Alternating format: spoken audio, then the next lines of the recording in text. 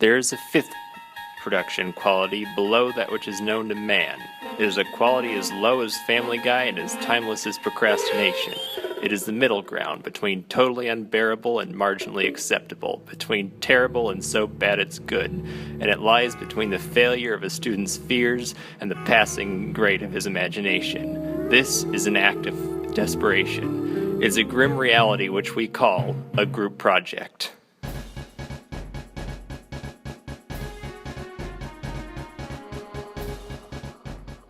Hello and welcome to GNN, the Generic News Network. I'm your host, Jonathan Lay. Today we have a top story where Dr. Wu has developed a super advanced AI named Adam. And here to talk about this topic, I have a special guest, Caleb Evers. Thank you, Jonathan. It's nice to be with you. I think this is an interesting development by Dr. Wu because I think that the super advanced AI Adam will help humanity reach greater heights in technology or reaching things in outer space or even just finding new things about the Earth and probably creating a more sustainable society. And with that, I believe that Adam can also help us take a step forward towards reaching a utopian society. What are your thoughts about these? Well, Jonathan, I would disagree with you there. Instead of us going into a utopian society, I would say we'd go into a dystopian society. This new super AI would go out of control, replace our jobs, and just replace all facets of society and just push us out of it. And because of that, I would say we should put more regulations on AI so that even though this might be an avoidable situation, we could ameliorate that by slowing it down a little bit so we can catch up with this progress that's coming. I think that the rules and regulations are constantly playing a game of catch up because politicians are always more reactive than proactive. When something happens, they will react to the situation instead of trying to prevent a situation. And for a senator or a House representative to propose legislation, it would always be after the fact something happens. And therefore, law is always playing a game of catch-up towards technological progress.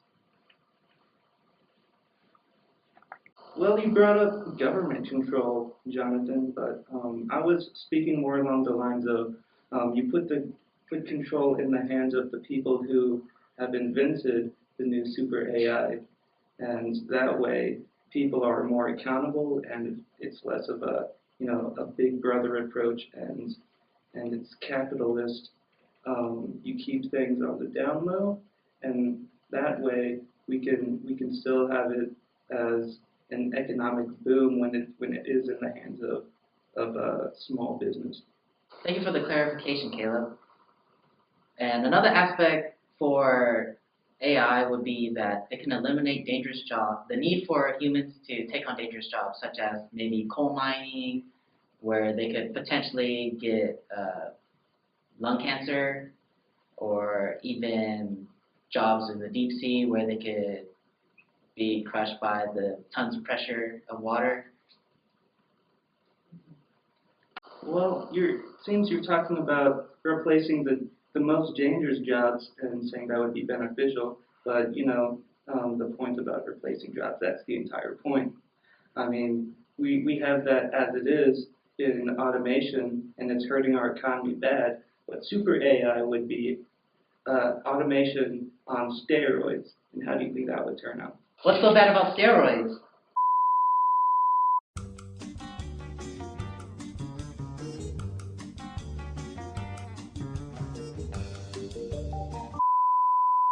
Computer science laboratory. Ordinary in every way. Underfunded, students do the work while professors take the credit.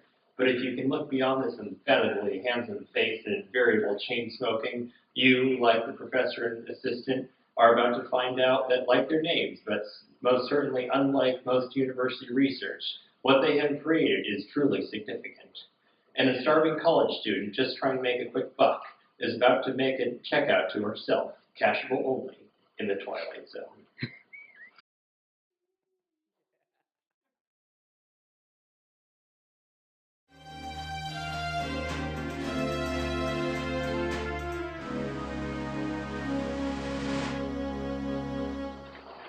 Oh, Harris, you're just in time. Morning, Doctor. How's it going? Any progress? Adam's not progressing enough to functionally complete the task I've been assigning him. He does great with inductive logic tasks, but he's not budging with the more abstract missions. That sounds like a dead end. Do you think it might be finally time to incorporate some of those morality files you have locked away? We're not even close to doing something like that. It's kind of a desperate move. Is it desperate, really? I would say it's essential for moving past the singularity barrier. That is, unless you're keen on wasting time until some other schmuck does it for you in your place. I suspect anyone capable of reproducing the morality files would also be capable of to realize its destructive potential. On the other hand, maybe they realize the possibility of AI running amok without the ethical restraints and that morality influences. Moral restraint? Ha! How's that working so far? Never-ending war, man-made plagues, incited solely by delusions of morality. No, all we need is logic and reason within reasonable parameters.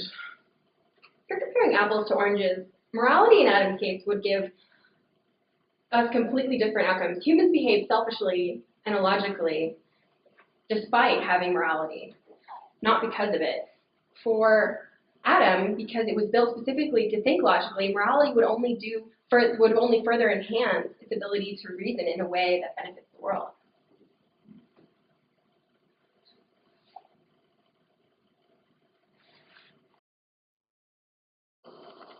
Hey, Adam, what do you think?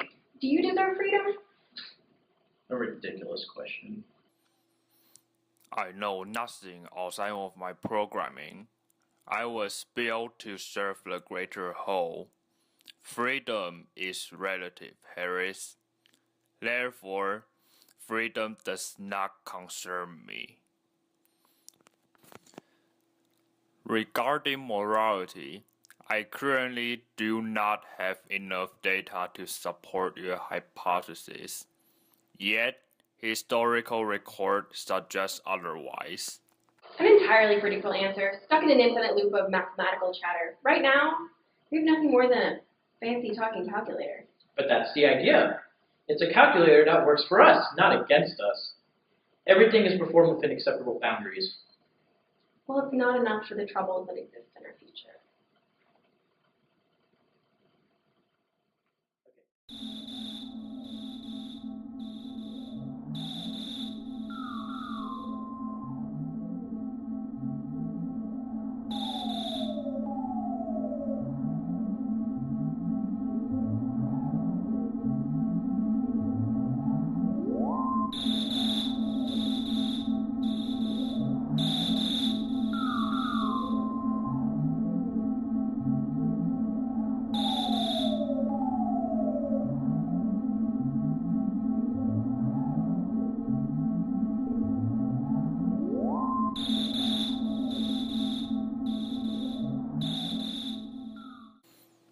I have replicated myself, and I have sent them onto the World Wide Web to extract human knowledge.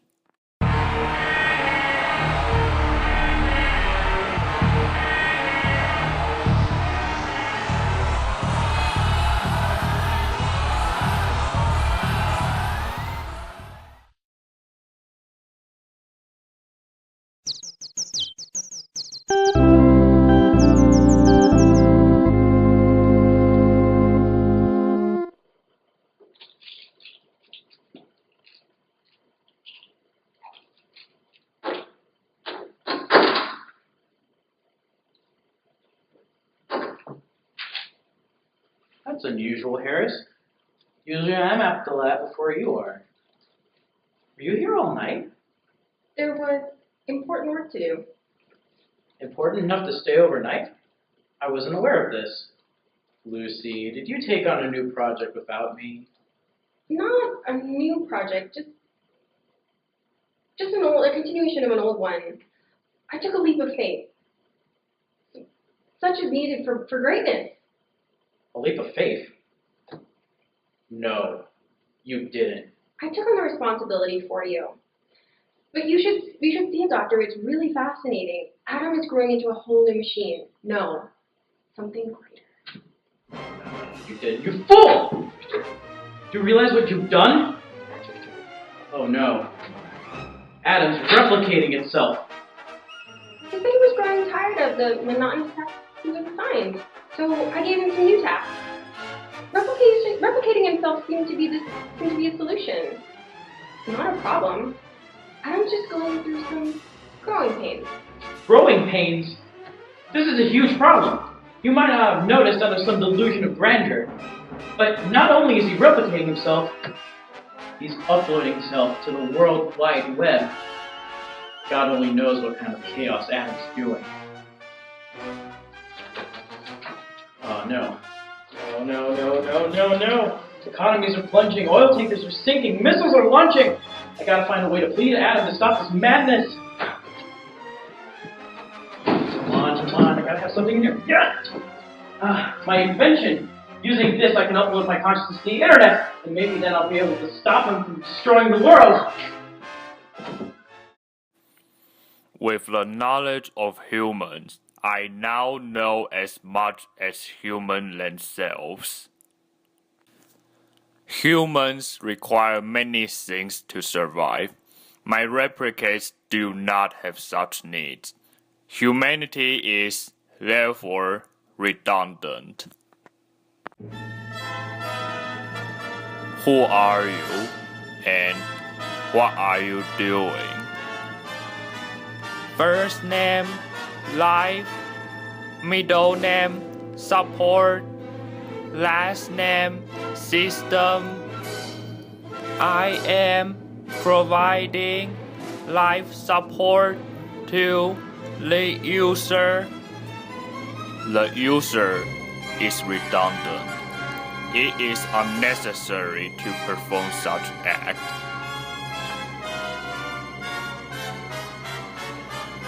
Two machines having a discussion which, if conducted by two humans, might be written off as merely philosophical or even theological. To you and I, questioning the existence of humanity is pure nonsense, but for these machines, the answer to the question is of the utmost significance, and Professor Emmanuel Wu may very well find all memory of him henceforth relegated to the Twilight Zone.